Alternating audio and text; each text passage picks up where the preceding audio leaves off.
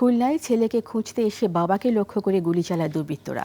তবে গুলি লক্ষ্যভ্রষ্ট হয়ে গিয়ে লাগে মায়ের গায়ে। আশঙ্কাজনক অবস্থায় তাকে উদ্ধার করে ভর্তি করা হয়েছে খুলনা মেডিকেল কলেজ হাসপাতালে।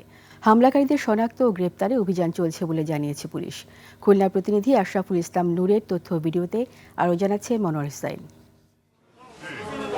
সকালে দুটি মোটরসাইকেলে করে 5 জনের একটি দল যায় খুলনার করিমনগর এলাকায়। এরপর সরাসরি 3 তলার বাসায় ঢুকে পড়েন তারা।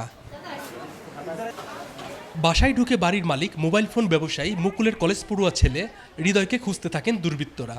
ছেলে বাড়িতে নেই জানলে শুরু হয় তীব্র বাকবিতণ্ডা ও ধস্তাধস্তি। এক পর্যায়ে ক্ষিপ্ত হয়ে মুকুলকে লক্ষ্য করে গুলি ছোড়ে হামলাকারীরা, কিন্তু সেই গুলি লক্ষ্যভ্রষ্ট হয়ে লাগে পাশে থাকা হৃদয়ের মা শিমুল বেগমের কোমরের ডান পাশে। এতে গুরুতর আহত হয়ে মাটিতে লুটিয়ে পড়েন তিনি। স্থানীয়রা দ্রুত উদ্ধার করে শিমুল বেগমকে খুলনা মেডিকেল কলেজ হাসপাতালে ভর্তি করেন। সেখানে বর্তমান তিনি চিকিৎসাধীন রয়েছেন।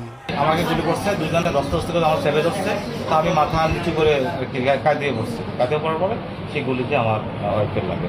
হৃদয় নামে একটা ছেলে ছিল, আমাদের ছোট ভাই, মাঝে মধ্যে গলি থেকে যাতায়াত করলে আমরা দেখা হলে কেমন আছো, ভালো আছো, এইটুকুই। খবর পেয়ে দ্রুত ঘটনাস্থল পরিদর্শন করেছে পুলিশ। হামলার কারণ অনুসন্ধানের পাশাপাশি অপরাধীদের ধরতে অভিযান চালানো হচ্ছে বলে জানায় তারা।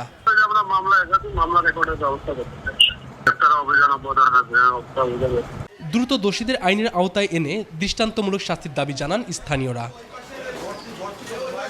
মনোয়ার হোসাইন, 21 টেলিভিশন।